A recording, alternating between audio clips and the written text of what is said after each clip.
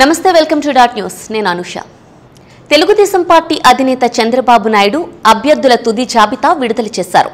దీంతో మొత్తం 144 అసెంబ్లీ 17 లోక్సభ స్థానాలకు అభ్యర్థులను ఖరారు చేసినట్లయింది.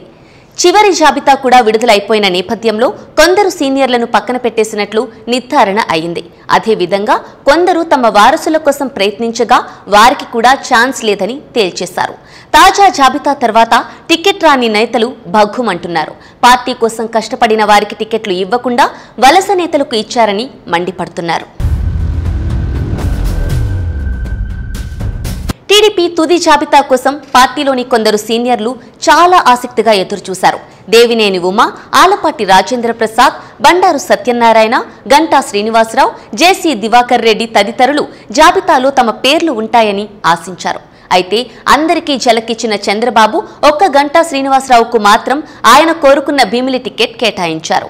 ఈ క్రమంలో గంటా అటు మెగాస్టార్ చిరంజీవి చేత ఆయన సోదరుడు పవన్ కళ్యాణ్ కు చెప్పించి బాబుపై ఒత్తిడి పెంచినట్లు ప్రచారం జరుగుతోంది.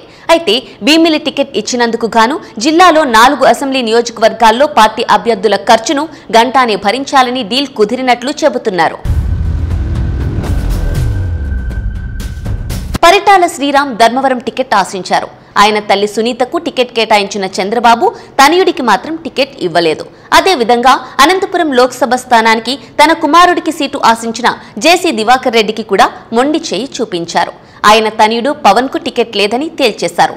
పార్టీ మాజీ అధ్యక్షుడు కళా వెంకట్రావు హెచ్చర్ల టికెట్ ఆశించారు. అయితే దాన్ని బీజేపీకి కేటాయించారు చంద్రబాబు. కళాకు అసలు టికెట్ ఇవ్వరని ప్రచారం జరిగింది. పార్టీ అధ్యక్షుడిగా పనిచేసిన వారికే టికెట్ ఇవ్వకపోతే తప్పుడు సంకేతాలు వెళ్తాయని ఆయనకు చీపురుపల్లి సీటు అంటగట్టినట్లు చెబుతున్నారు. చీపురుపల్లి సీటును అంతకుముందు గంటాకు ఆఫర్ చేశారు చంద్రబాబు. గంటా మాత్రం తనకు భీమిలి కావాలని పట్టుబట్టారు.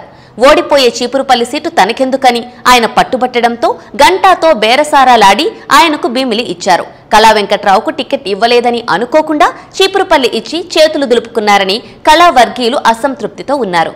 అయితే చీపురుపల్లిలో కళా వెంకట్రావు నామినేషన్ దాఖలు చేస్తారా లేదా అన్నది అనుమానమే అంటున్నారు రాజకీయ పరిశీలకులు. చీపురుపల్లి నియోజకవర్గంలో వైఎస్ఆర్ కాంగ్రెస్ పార్టీ తరపున సీనియర్ నేత మంత్రి బొత్స సత్యనారాయణ పోటీ చేస్తున్నారు. చీపురుపల్లి నియోజకవర్గం బొత్స కుటుంబానికి కంచుకోట. 2014 ఎన్నికల్లో మాత్రమే రాష్ట్ర విభజన నేపథ్యంలో కాంగ్రెస్ పార్టీలో ప్రజలు ఆగ్రహంగా ఉండటంతో బొత్స ఓటమి చెందారు తప్ప లేకపోతే ఆయన పరాజయం ఎరుగని నాయకుడే. బొత్సను ఢీకొట్టడం సాధ్యం కాదని గంటా శ్రీనివాసరావు వెనుకంజ వేశారు. గంటాకు అవసరం లేదన్న సీటును కళాకు కట్టబెట్టారు.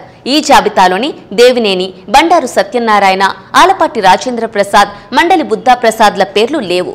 ఇక వారికి టిక్ పెట్టేసినట్లు అంటున్నారు రాజకీయ విశ్లేషకులు. టీడీపీ జాబితా విడుదలైన తర్వాత నర్సాపురం ఎంపీ రఘురామకృష్ణంరాజుకు కూటమి తరపున ఏదో ఒక స్థానాన్ని సర్దుబాటు చేస్తారన్న ప్రచారం జరుగుతోంది. ఆయనేమో తాను నరసాపురం నుంచే పోటీ చేస్తానంటున్నారు.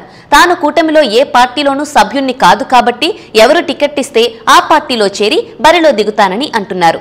ఒకవేళ రఘురామకు నరసాపురం టికెట్ ఇస్తే మాత్రం ఏపీ బీజేపీలో తీవ్ర ఆగ్రహావేశాలు పెల్లుబికే అవకాశాలు ఉంటాయంటున్నారు. రఘురామకు చంద్రబాబే ఎక్కడో ఒక చోట సీటు ఇస్తారని రఘురామ నమ్ముతున్నారు. Please subscribe dot news.